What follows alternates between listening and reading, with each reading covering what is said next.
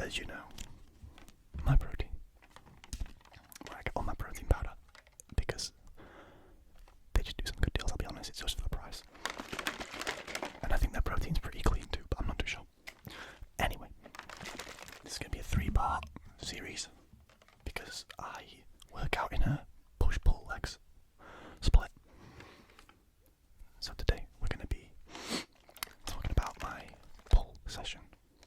Pull session. Because I literally just finished doing it about 30 minutes ago. So I thought, why not do it right now? Keep the momentum going.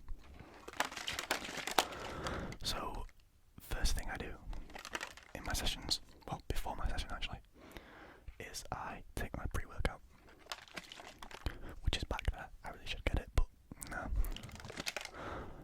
I can't be bothered. So, if you don't know what a push-pull legs split is, essentially, you do one session of push movements, which is shoulders, chest, triceps, and one session of pull movements, which is typically back and biceps, and then legs, which is anything that works legs, so squats, whatever. You know what I'm talking about, really. And if you don't, you'll learn. I'm in no way a personal trainer or a fitness professional, but I've been working out for a couple of years, so I kind of know what I'm talking about. But yeah, don't take what I say as gospel, please, because it isn't. But yeah, in my pull session, I usually start with a pretty, not light, but a pretty easy back exercise, so something like a lat pull down, a cable row, anything along those lines. I typically do 3 sets, sometimes 4, depending on how I'm feeling and how much time I have. In the morning, it would be 3 sets because I don't have that much time. But yeah, I'll start with a cable row, a seated cable row, which works out your sort of, I guess it depends what you're using, but it works out your lower back muscles usually. Not lower back, but sort of below your shoulder blades, I believe. Again, not a professional, don't know much about the muscles or anything, but that's what I would start with usually. And then I'd go to the other exercise, so if I started with a row, I'd do a lat pull down next. Again, 3 sets of usually 10 to 12 reps. Sometimes more, sometimes less, depending on the weight. But I typically pull down around 60, 65 kg, and I row about 50. Nothing crazy, but not bad numbers for my weight.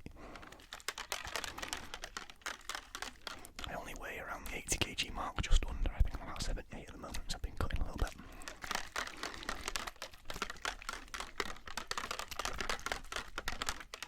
But those are the 2 exercises that I would start with.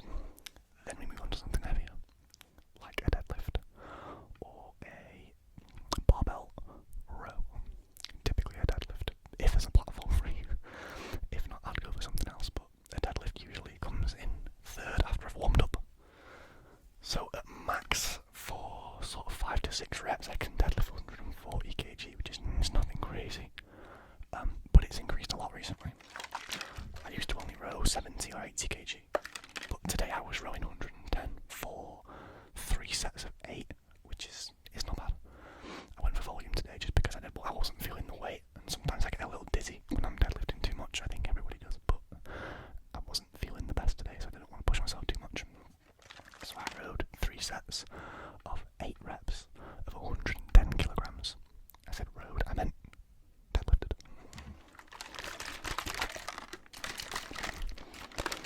So that's sort of kind of my average weight I would go for. If I was doing a 1 rep max, I'm not sure what I'd get to. I've done 160 before for a couple reps, but it just, I don't know, it doesn't feel right. I'm not sure whether I'm sort of, I mean, my form is pretty good, I've been told, but I'm not sure whether when it gets to a higher weight, I sort of drop off form-wise, but I'm not sure. I'm sure somebody at the gym will tell me at some point. Because people can't mind their own business sometimes at a gym. By the way, this is cinnamon Danish flavour protein powder, and I highly recommend because it's fire. It is so good. I very much recommend it. It's also got 5 grams of creatine in, which is a daily routine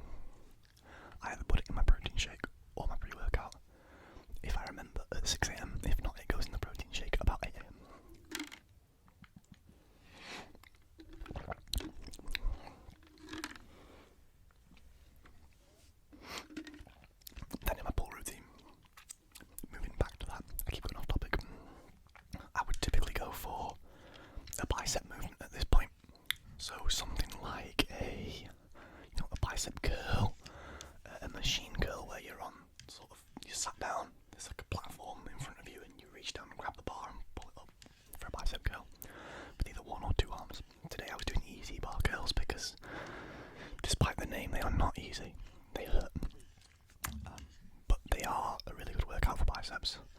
I'll also throw in a hammer curl in there if I can. I usually do my rep max, so sort of anywhere between 10 to 12 reps again, sometimes lower depending on the weight, and then flick it down and get hammer curls in straight away after the set of bicep curls. After I've done those, again 3 sets of 10 to 12, sometimes 4 sets, just depending on how I feel. After those, we move back onto back exercises, and I will do a rear delt. I can't remember what the movement's called. Rear delt fly. Sorry, rear delt fly. So typically the machines are chest. What's it called? Pec fly. Sorry, pectoral fly or rear deltoid fly. They're usually switchable between both. But rear delts is where your arms are out straight and you pull it out to the sides and then come back in. It's a really good movement. Really, you can really feel a burn on that. I usually rep about 50 kg for 10 reps there. Today I was only doing 9 because I couldn't get to 10. I was going to failure, but I was already, like 3/4 of the way through the workout at this point. And then I move on to face pulls after that, which if you don't know what face pulls are, let me just put the protein shake down.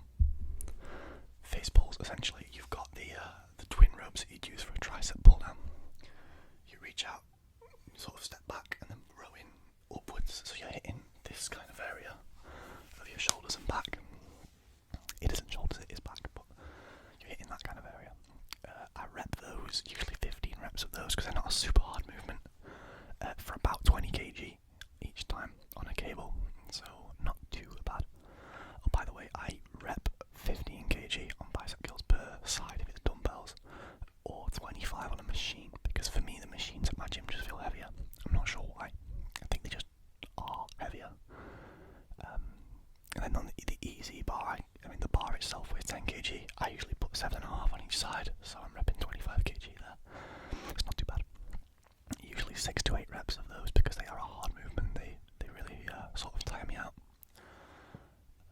And then sort of last thing I do for my exercises, if I haven't done it already, is the bent over barbell row, either on a Smith machine or with just a bar and some weights loaded up.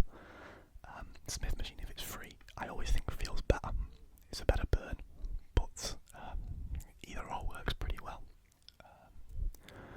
And then we usually finish off with another few sets of bicep curls of some form, throwing in some hammer curls if I haven't done them already. I don't really have a set routine. I kind of just do what I feel like doing next. As long as I tick my list of exercises off, that's fine by me. I don't really have like an order of doing things, because as long as I feel physically okay, I'm going to do every exercise anyway. Typically the harder stuff comes in the middle of the workout because I've warmed up at that point and I'm not too exhausted to do it. So things like deadlifts where I can go heavier, I will do towards the middle of the workout, as mentioned earlier. But other than that, there's not really a set routine to my pull routine. That's pretty much all of it. If I'm feeling up for it, I'll do some cardio after, or some ab work, either or. But I must admit I haven't done an awful lot of that recently because I've been doing my steps elsewhere. So getting my cardio in outside of the gym rather than, walking on a treadmill for 30 minutes because that's incredibly boring. The cardio can be a killer if you find it boring. You can fall out of love with it really quickly, I find. I used to run for 30 minutes a day on the treadmill at my old gym, but at this gym the treadmill's not as good, so I don't do that. But yeah, that's pretty much my pull routine. When I get home, I'll typically get some protein down me before work or before whatever, as I'm doing now, as you can see. But yeah, that's my entire pull routine pretty much, guys. I hope you learned something from this video. If you're a new sort of beginner gym person at all, if you need any sort of further information or you want any further information, let me know in the comments. I'll reply to every comment so I can get back to you on that. If you're a hardcore gym guy or girl or whoever,